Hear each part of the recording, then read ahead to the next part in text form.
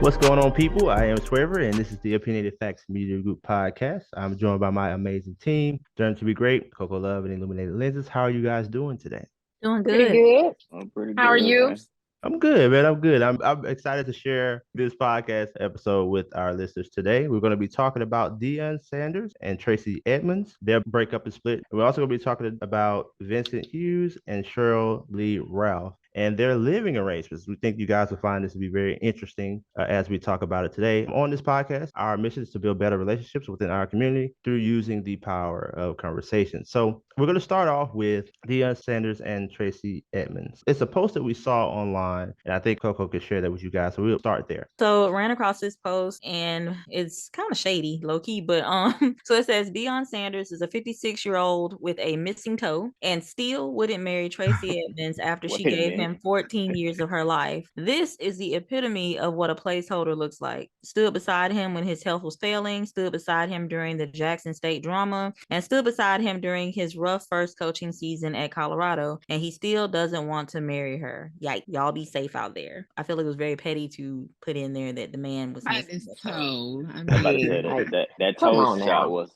That very toe was like the unsolicited, last straw. Yeah, like that was unnecessary. and he ain't got no big toe. Like why?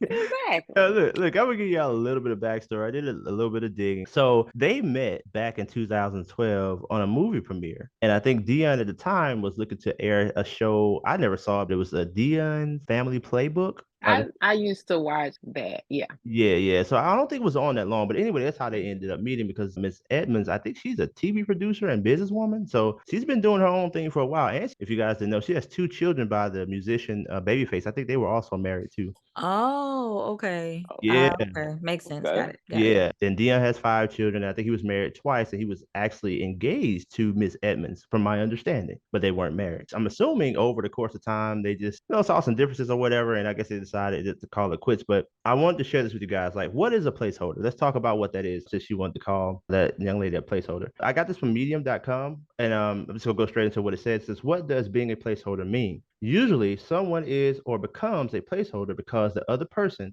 doesn't see a lasting future for the relationship, or they believe that they can upgrade to a new partner in the future. However, in the meantime, these people are often afraid or don't want to be alone. So what they would be saying in this situation is that Deon, didn't marry her because he was looking for something better, or he just didn't want to be alone. But we don't know. How do we know she wanted to be married? How do we know she? Right. First of all, when I first saw this, I didn't even realize that they weren't married. I didn't know that. I don't really know too much about him, honestly, but I've heard their names together and I just kind of assumed that they were married. So I literally just put two and two together that she used to be married to Babyface. So maybe because she's been married before, maybe she didn't want to like rush to get married. You see that a lot of times when somebody has been married before and they have children, they're not like all gung ho to get married again. So Right. Especially with his Yeah. situation too. He had already been married twice himself, and he had right. five children. So I'm sure he's not like, yeah, let's hop on in there and do it again. But we don't know what happened between those people. They don't seem to be fighting or arguing or going back and forth, shooting nasty shots at each other, at least not yet. So maybe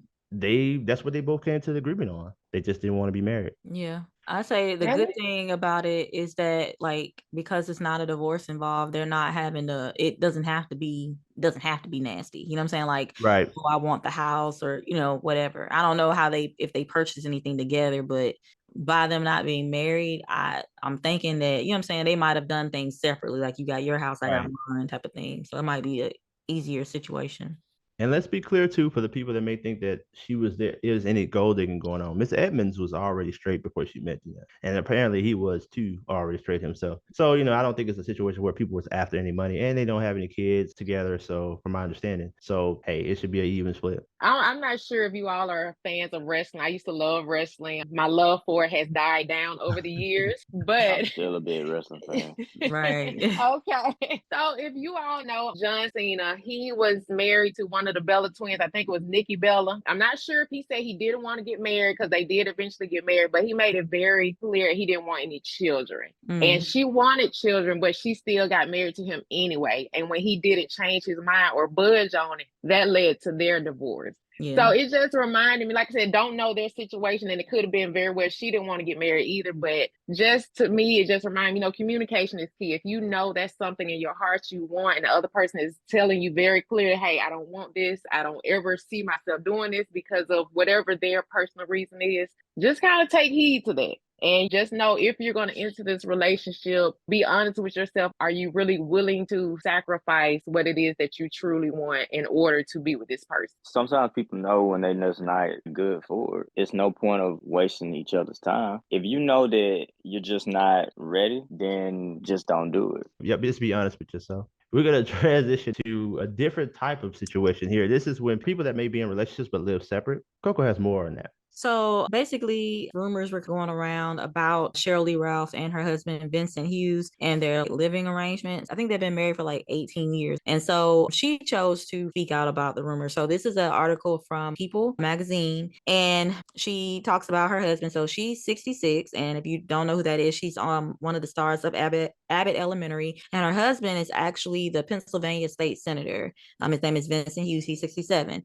I think it said they were married in 2005. And because of what he does, he has to stay in Pennsylvania or whatever. And she, obviously being an actress, she is in Los Angeles. So she said, Vincent and I have been married going on 19 years. We've been together 21 years. Abbott, as in Abbott Elementary, is shot in Los Angeles. My husband, as a senator, is always in his capital, which is Harrisburg, Pennsylvania. So I don't know what magic people think that we're going to do. And she said, we see each other on the average of every 2 weeks. And everybody who questions that I say, guess what? We're still married. So they live apart, pretty much. And I don't know, it looked like it's working for them. But I guess when people first saw it, even when I first saw it, it was like, wow, that's very different. I want to ask y'all, could y'all do something like that? Could y'all live apart from someone, especially at that kind of distance, for 20 years? No, not 20 years. I think if we had to do it for like a short period of time, for whatever circumstances, but 20 years, I don't see that.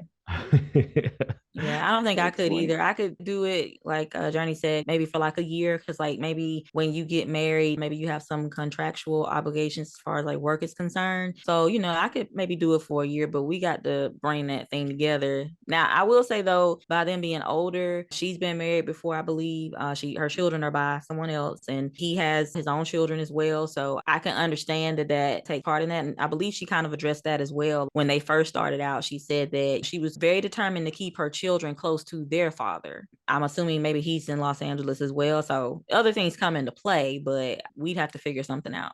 Yeah. 20 years, that's a long ass time. Like that's two decades. That's crazy. I was just gonna say, on this article on marriage.com, they listed some pros and some cons about living apart when you're married, such as being more independent. It also saying it helps you cherish that time you spend with your partner. Because I know y'all probably heard the phrase absence make the heart grow fonder. Yeah. But that's just still a long time though. But I don't know, absence might make the heart grow fonder of you being absent. Damn, I'm so be glad when he take his ass back to Pennsylvania, so I can stop having to close the toilet lid, or whatever.